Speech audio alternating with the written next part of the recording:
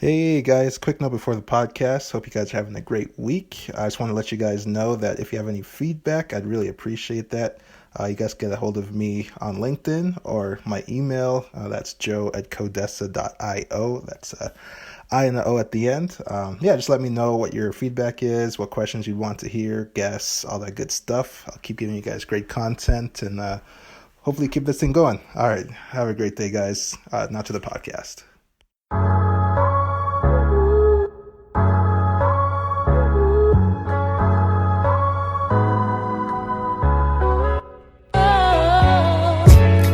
Hey, business family. Welcome to another episode of Joe Momo Presents. I'm here with a special guest today, this week. He was the CEO of Ronald McDonald House Charities here in southern Alberta. He was also the CEO of Easter Seals Alberta and the current CEO of Kerby Centre. Welcome to the podcast, Larry Mathieson. Well, thanks for having me on, Joe. My pleasure. Awesome. So yeah, let's jump right into the podcast. Yeah, so tell us a little bit about your origin story, just for some context for our listeners. Well, you know, many years ago, I won't say how many, but I was in university studying psychology, and I thought my big plan was to become a psychologist and help people through counseling. And while I was doing my undergraduate degree, I started working part time with autistic kids, and I thought, man, this is great. I love this, and started going down a different path. Essentially, started becoming more interested in organizations that helped people than just helping people myself. I kind of thought, well, if I could become good at running organizations that help people, I would have a much bigger impact than if I just started meeting with people one on one in an office or something. Mm, So that's kind of what led me to where I'm now, I suppose. that's awesome. Appreciate that.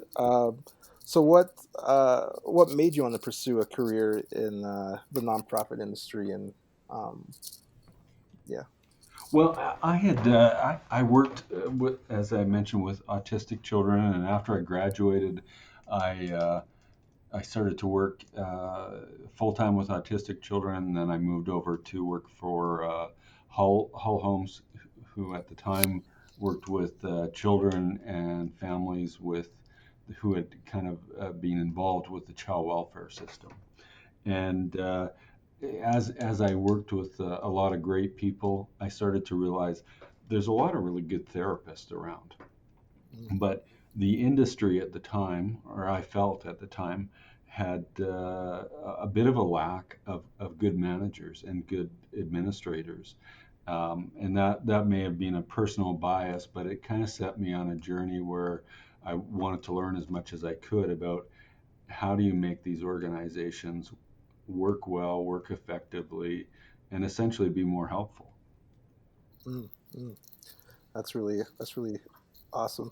Um, so what was one thing, I guess, when you're starting your career, that you wish you would have kind of known before you began your career? Well, I started working for organizations that were largely funded by government. And so most of the organizations I worked with early in my career had, 95% of their funding came from some level of government. And in organizations like that, you didn't use the term marketing if you were working for a charity. You talked about communications or PR, but you definitely didn't talk about marketing. But as I started to work for organizations that weren't completely funded by government, I started to realize how important marketing is to the sector, even if Mm, you're 100% of your funding is through government. But really, organizations need the support of their communities, whether that's volunteers or donors or whatever. And you really need to be able to tell your story. You need to market what you do to get that support. absolutely, absolutely. Um, just to quickly step back, just want to give a little bit more context to our listeners. So Kerby Centre, what exactly is your guys' vision? What's your guys' mission in the community? Well, we serve seniors essentially, and we define seniors as 55 and up. And we have been in this building, the Kerby Centre, for decades now. And the Kerby Centre is actually, it was the original Mount Royal College building. And so we have provided all sorts of courses and classes and outreach services, and all aimed at helping people live as well as they can for as long as they can. And so there's kind of a number of components to that. But one of the things is our world is changing for everyone. And for seniors at this time, um, it's a tremendous time of change. And so, I would say most of the research that we're involved in and most of the groups of seniors that we work with, about a third of those seniors don't use the internet. Mm, And so, in our digital and online world, we design a lot of things for people who use the internet. And so, two-thirds of our population, we are um, becoming better, I suppose, in connecting with them online and so on. But the other third, we have to be able to connect with them in other ways. And definitely for seniors, through the economy that we've had, and now through this pandemic, many of our seniors, their retirement savings are not expected to last them as long as they expected 10 or 20 years ago. And so now there's a growing need for seniors to re-enter the marketplace in some way. And so, the courses and the supports that we offered 5 or 10 years ago are less relevant to our users now, for sure. mm, that's interesting. I guess this next question kind of dovetails into what you were speaking about. But what's one big failure or challenge, and what did you guys or what have you learned from it? Well, a huge challenge that's recent is uh, we as an organization have looked at moving to a new location for really for 10 years. And I really just started with Kirby at the beginning of the new year in January. And then this pandemic happened. And we had a need to have our staff who were staying on to be able to work remotely. And we needed to connect with our seniors in through Zoom and through teleconferences and so on. And for many years, Kerby Centre had not invested in keeping their technology and their software current. And so you're forced into a situation where you need to be able to reach out to your user group, to your members, and maybe have courses on Zoom instead of in person. But your technology is failing you, and so it's forced us to very quickly um, turn that around and figure out how are we going to piece together technology and get up to speed. And one of the ironic things that happened this week actually is last year most of our fundraising, we do a lot of fundraising like a lot of charities, and lots of our fundraising is either in events or in mail. People mail us checks, and we still do those things, but we don't do fundraising events right now. And so we started, experimenting with more online and digital fundraising platforms. And so last year, in our last fiscal year, we had 45 online donations, which is incredibly low for an organization our size. And so we've started experimenting a bit and trying to overcome that. How do we get more people to support us? And so in April, just is April over? No, not quite. Yeah, Almost. in April, we had 60 donations online in April alone So in 1 month, we were able to raise more money online than we did the entire last year. And so I think the lesson that we've taken away from this is never again let ourselves get into the point where our technology and our software is so outdated that we're leaving so much support on the table that we could be bringing to support seniors. Absolutely.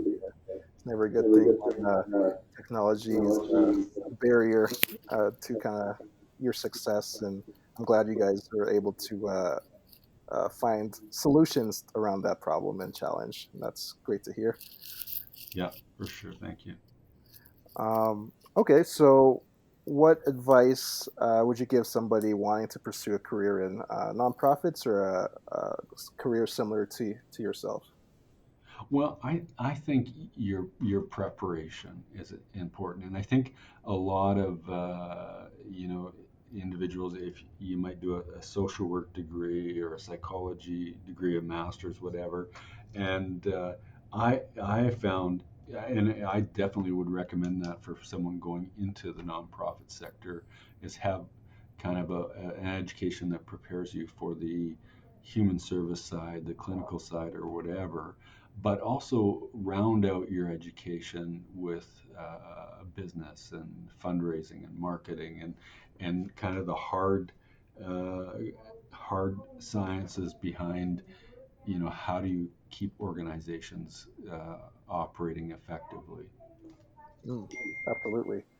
It's I always feel the business and operation side is always kind of missing in the holistic approach of being prepared for the next level of business, nonprofits, and all that. So it's great to hear that a leader like yourself recommends kind of a full encompassing approach to being prepared.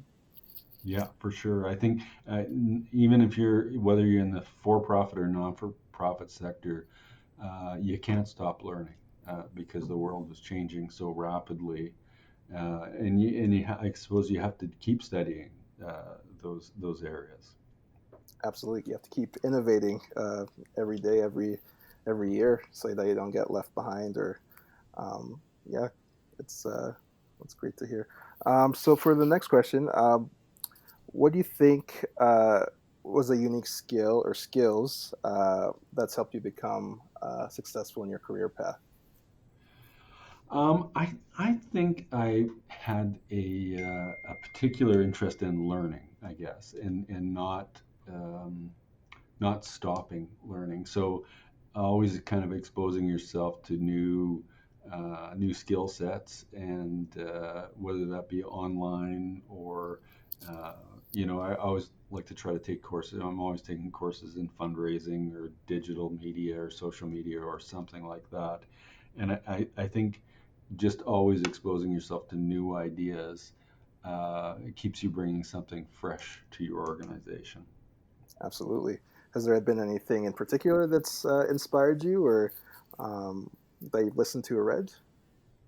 Well, I always I'm always kind of paying attention to what are the popular business gurus kind of saying and producing and so on, but also kind of in the sector. I one of the things I like to do is kind of look at TED Talks and so on YouTube and follow kind of some of the nonprofit gurus as well. Mm, okay. Um, has there been any uh, common myths or, um, I guess, for your industry or profession that you want to debunk? I'm a big fan of Dan Pilata, and he has I think his TED Talk on YouTube was called "Everything You Know About Charity Is Wrong." And Dan, in that video, I think it's had like 4 million, 5 million views or something. But he talks about kind of all the fallacies around administration expenses, and fundraising and kind of a lot of the things that we believe about the sector that don't really make sense or that actually disadvantage the charitable sector. And so, some of the things that um, he focuses on is kind of the cost of administration. And people who are very smart, very um, well established business people will often have beliefs about charities needing to and being able to operate at very very low admin costs, whereas in their own businesses they would understand the value of investment and investing in their business and creating um, that business kind of thing. And I'm actually kind of looking forward. I think Dan has a book coming out, The Everyday Philanthropist, next month. So I'm kind of looking forward to that because I do pay attention to kind of a lot of the things he has to say about the sector and about fundraising as well. Mm, that's a really great resource. Speaking of resources, has there been any other that's kind of helped you along the way besides the TED Talks and the business articles? Has there been anything, whether that be a person or just something that you read regularly in your routine? Has there been any resources that's helped along the way? I like to try to read fairly broad, but it just recently I reread Brene Brown's Dare to Lead. And there's some books that you kind of come back to because you think, I got so much out of that the first read, and then the second read, just brings that extra nugget. And I do find her also someone who is well known on TED Talks and so on. But I find her research and her mainstream books quite good messaging on leadership and what it takes to lead, whether that's for profit or not for profit. Oh, very cool. Has there been anything in particular in the book or strategy that you've implemented personally in terms of leadership that's helped you?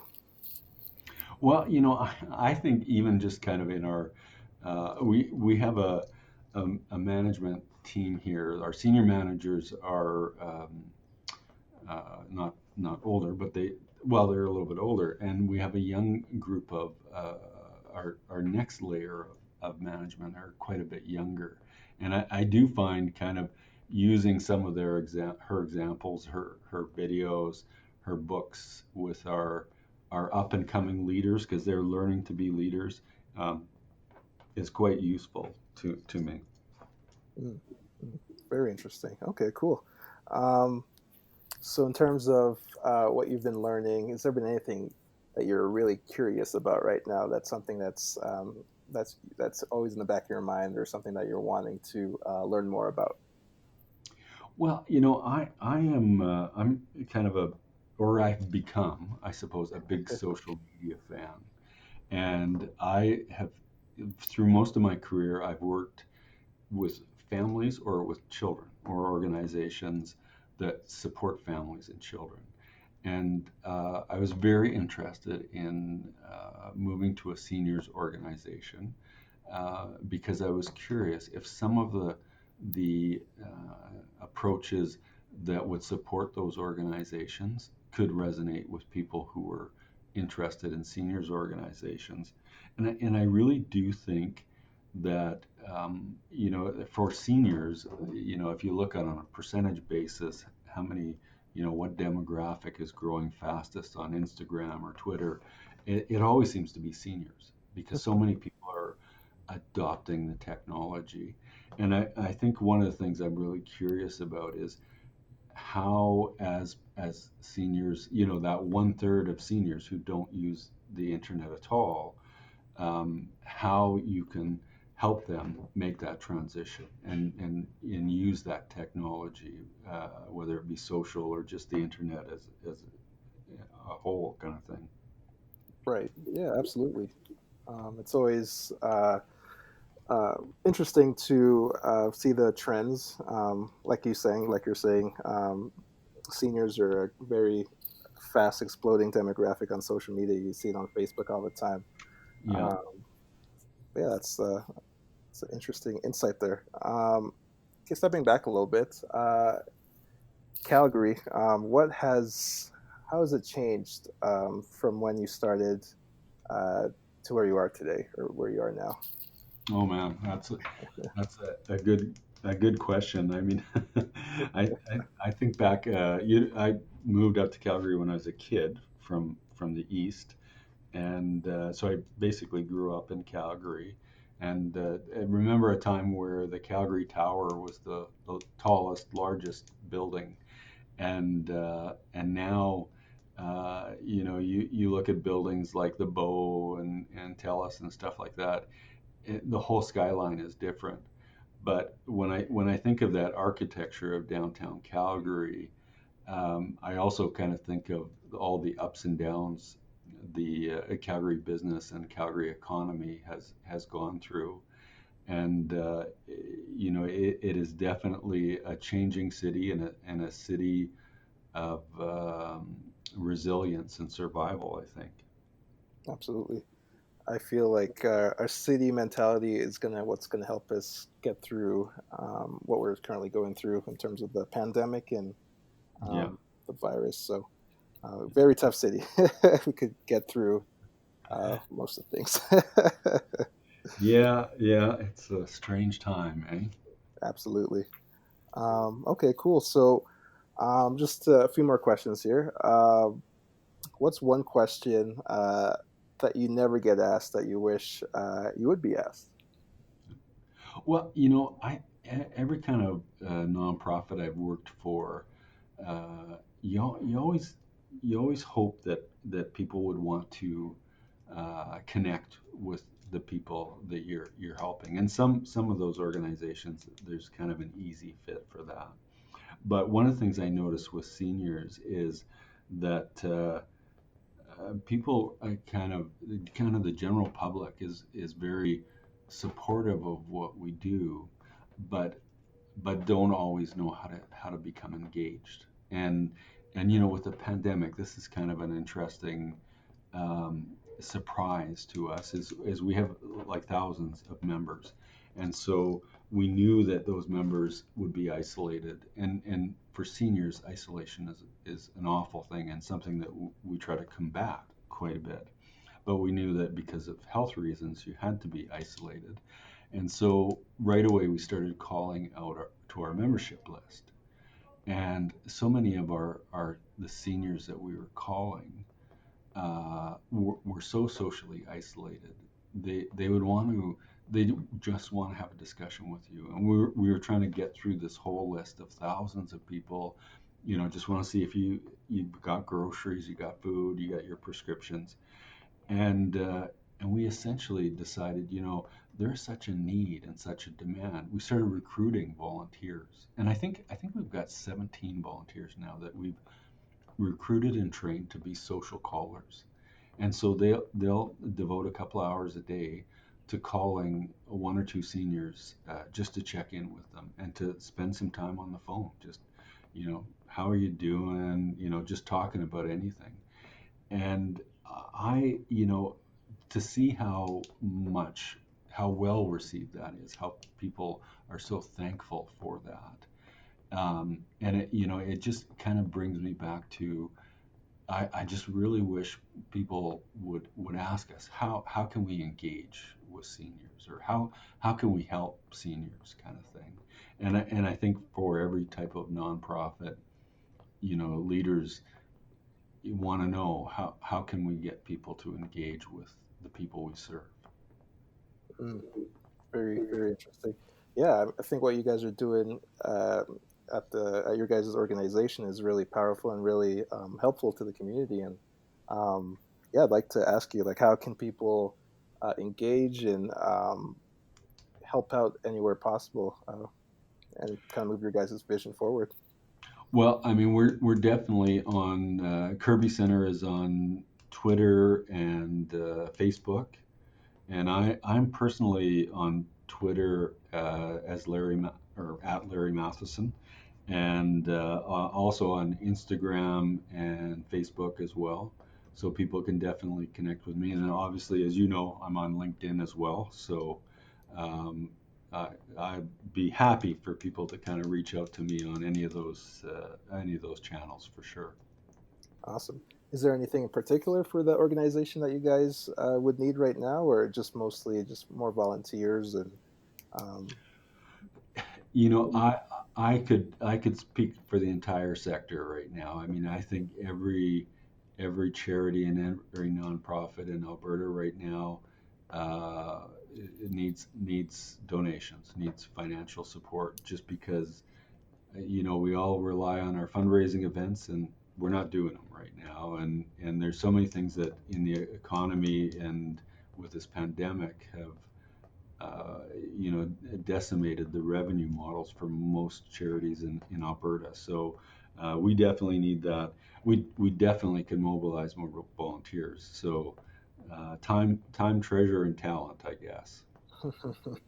time, treasure, and talent? Okay. Awesome. So for just to end the podcast here, I usually like to have a my guest pose a question to the audience, or even a story for them to kind of marinate on and kind of leave lasting impressions. Ooh, that's a good one. Well, I think a little while back I'd done a little bit of research on um, you know what people, and particularly what millennials, um, what kind of impression they want to leave on social media and how they want to present themselves on social media. And I would say, I can understand how people would have that desire, but I would say, some of the people that I think impress me the most, um, instead of what do I look like on Instagram or whatever, they're concerned with what is their legacy, and so what impact are they making on their community, and how is that visible in their life, and I'm we're obviously very interested in the needs of seniors, and um, would love all your listeners to come out and support our organization. But there's a lot of great charities out there. We definitely need help, but there's a lot of other great causes. So I would just encourage your listeners to uh, think, what legacy am I going to leave in our community, and how am I going to do that? That's very deep and powerful. Um, I mean, I would love to ask you that question as well. What's a legacy that you're trying to leave in the community with the work you're doing? Well, again, at this point in my career, I very purposefully moved from organizations that serve kids and support families to seniors, because uh, I really was interested as much in the sector as the people and that we help. And I really kind of want my legacy to be, um, not only the people that my organization helps, and doing that better, but also helping other people who are leading other organizations and helping other people. So having an impact on the sector as well as on the people that we work with, and or that I work with, I suppose, in my day job, kind of thing. Mm, that's powerful. Awesome. Well, I really appreciate all your insights, Larry. I'm sure my listeners will get lots of great insights and great knowledge and value from your experiences and all the great words and advice you gave. So I really appreciate that. Well, thank you for asking me. It was my pleasure. Yeah, and I'm sure my listeners will reach out to you, like you said, on Twitter, Facebook, LinkedIn, and also reach out to the Kerby Center's social media to see if they can help out in any way possible. We would love that. Awesome. Thanks, Larry. Thanks, Joe.